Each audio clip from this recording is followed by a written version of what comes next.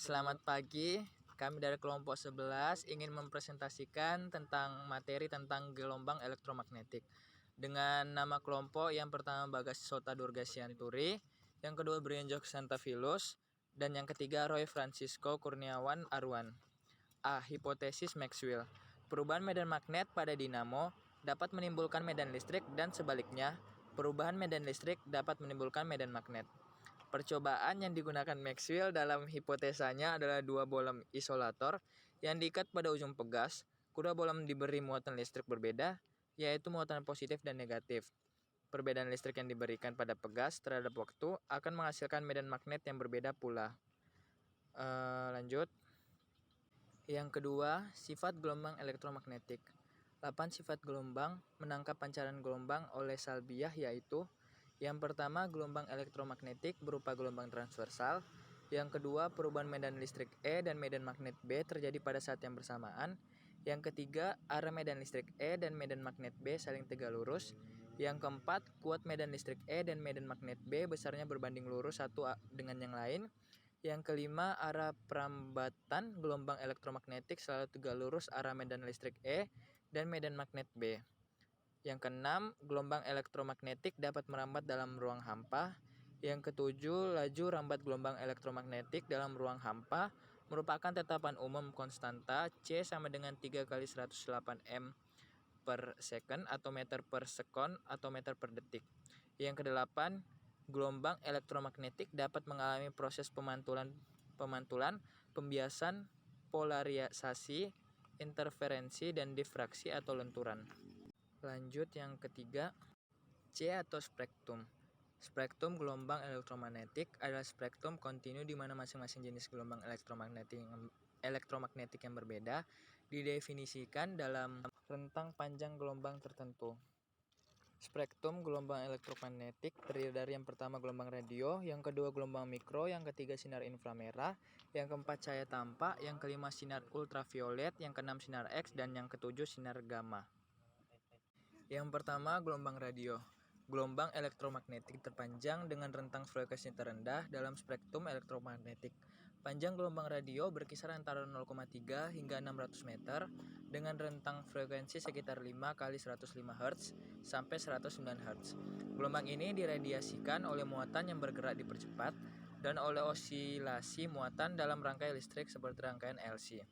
Gelombang radio terbagi menjadi dua, yaitu yang pertama pita gelombang pendek berada pada frekuensi 500 kHz hingga 54 MHz. Di dalamnya terdapat pita radio AM, yaitu di frekuensi 530 kHz hingga 1710 kHz. Gelombang yang kedua gelombang TV yang berada pada rentang 54 MHz hingga 1000 MHz. Di dalamnya terdapat gelombang radio FM, yaitu di frekuensi 88 MHz hingga 108 MHz. Yang kedua, gelombang mikro. Gelombang mikro memiliki panjang gelombang yang lebih pendek dengan frekuensi yang lebih tinggi dibandingkan gelombang radio. Gelombang mikro dihasilkan oleh tabung vakum daya tinggi, perangkat semikonduktor seperti transistor, efek medan, dioda terowongan, dioda Gun, dan lain-lain. Rentang panjang gelombang mikro berada pada 10 sampai 3 meter hingga 0,3 meter, frekuensinya berkisar dari 109 Hz hingga 3 kali 1011 Hz. Salah satu penggunaan gelombang mikro dapat dilihat pada radar, radio direction and ranging. Radar adalah teknik yang digunakan untuk mendeteksi jarak, kelajuan, dan karakteristik objek lain yang bergerak. Selain itu, gelombang mikro juga digunakan pada oven microwave. 3. Sinar inframerah. Sinar inframerah dikenal juga sebagai gelombang panas. Panjangnya berkisar dari 8 kali 10 sampai 7 meter hingga 10 sampai 3 meter.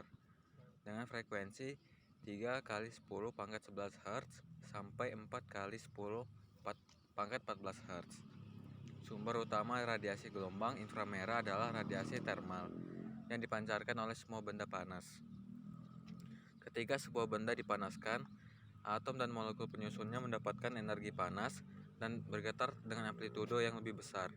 Energi dilepaskan oleh atom dan molekul yang bergetar dalam bentuk radiasi inframerah. Semakin tinggi suhu benda, semakin kuat atom dan molekulnya bergetar, dan semakin banyak radiasi inframerah yang dihasilkannya. 4. Cahaya tampak. Daerah spektrum elektromagnetik yang dapat dideteksi langsung oleh mata. Cahaya tampak yang disebut juga sebagai cahaya putih tersusun dari 7 warna yang berbeda. Ketujuh warna itu bisa kita lihat pada pelangi ketika cahaya matahari dibiaskan oleh rintik air. Dalam spektrum cahaya tampak, cahaya merah memiliki panjang gelombang terbesar, sementara ungu memiliki panjang gelombang terpendek.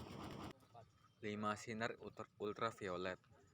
Gelombang elektromagnetik dengan panjang gelombang sekitar 300 nanometer hingga 10 nanometer.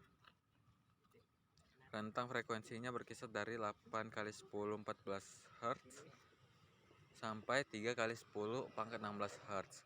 Radiasi ini diberi nama ultraviolet karena berkaitan dengan frekuensi yang lebih besar daripada frekuensi cahaya ungu pada spektrum cahaya tampak. Contoh penggunaan sinar UV dalam kehidupan sehari-hari. 1. Untuk membunuh kuman dalam pemurnian air. 2. Penggunaan lampu UV. 3. Untuk operasi mata lasik. 6. Sinar X. Spektrum gelombang elektromagnetik dengan panjang gelombang 10-13 meter hingga 10-8 meter. Frekuensinya berkisar dari 3 kali 10 pangkat 16 Hz sampai 3 kali 10 pangkat 19 Hz. Sinar X adalah jenis radiasi berenergi tinggi yang dapat dengan mudah menembus berbagai jenis materi. Sinar X juga dikenal sebagai Roentgen rays yang namanya diambil dari penemunya yaitu Wilhelm K. Roentgen di tahun 1895. Saat itu, Roentgen tidak dapat menentukan sifat radiasi sehingga ia menggunakan simbol X. Saat ini, sinar X banyak dimanfaatkan untuk ronsen dan terapi radiasi atau radioterapi. 7. Sinar gamma. Gelombang terpendek dengan frekuensi yang terbesar dibandingkan dengan gelombang elektromagnetik lainnya. Panjangnya antara 0,6 kali 10 sampai 14 meter hingga 10 sampai 10 meter. Sementara itu frekuensinya berada pada 3 kali 10 pangkat 8 Hz hingga 5 kali 10 pangkat 22 Hz. Sumber sinar gamma diperoleh dari reaksi nuklir dan radioaktivitas inti. Sinar gamma banyak dimanfaatkan untuk proses radioterapi dan pengobatan kanker dan tumor. Selain itu, sinar gamma juga dapat digunakan untuk membuat radioisotop serta untuk memahami struktur logam. D. Sumber gelombang elektromagnetik. 1. Osilasi listrik. 2. Sinar matahari. 3. Lampu infrared secara khusus menghasilkan inframerah. 4. Lampu ultraviolet secara khusus menghasilkan ultraungu. 5. Penembakan elektron dalam tabung hampa pada keping logam menghasilkan sinar X, biasa disebut sebagai sinar Roentgen. 6. Inti atom yang tidak stabil sehingga menghasilkan radiasi alfa, beta, dan gamma. Radiasi sinar gamma merupakan salah satu gelombang elektromagnetik. E. Dampak negatif gelombang elektromagnetik. 1. Paparan radiasi ultraviolet B yang berlebih terhadap manusia, hewan, tanaman, dan bahan-bahan bangunan dapat menimbulkan dampak negatif. Dampak pada manusia dapat menimbulkan penyakit kanker kulit, katarak mata, serta mengurangi daya tahan tubuh terhadap penyakit infeksi. Dampak pada tumbuhan dapat menyebabkan pertumbuhan berbagai jenis tanaman menjadi lambat dan beberapa bahkan menjadi kerdil. Sebagai akibatnya, hasil panen sejumlah tanaman budidaya akan menurun serta tanaman hutan menjadi rusak. Pulsa microwave dapat menimbulkan efek stres pada kimia syaraf otak. 3. Apabila terjadi lubang ozon, maka sinar UV, khususnya jenis UV tipe B yang memiliki panjang gelombang 290 nm yang menembus ke permukaan bumi dan kemudian mengenai orang, dapat menyebabkan kulit manusia tersengat, merubah molekul DNA, dan bahkan bila berlangsung menerus dalam jangka lama dapat memicu kanker kulit termasuk DNA makhluk hidup lainnya. 4. Radiasi HP dapat mengacaukan gelombang otak, menyebabkan sakit kepala, kelelahan, dan hilang memori. Pemakaian HP bisa menyebabkan kanker otak. Beberapa efek negatif yang bisa muncul sebagai akibat radiasi HP antara lain kerusakan sel saraf, menurunnya atau bahkan hilangnya konsentrasi, merusaknya sistem kekebalan tubuh, meningkatkan tekanan darah hingga gangguan tidur dan perubahan aktivitas otak. 6. Sebagian besar garis-garis wajah dan kerut atau keriput disebabkan oleh pemaparan berlebihan terhadap sinar UV, baik UVA yang bertanggung jawab atas noda gelap, kerut atau keriput, dan melanoma maupun UVB yang bertanggung jawab atas kulit terbakar dan karsinoma.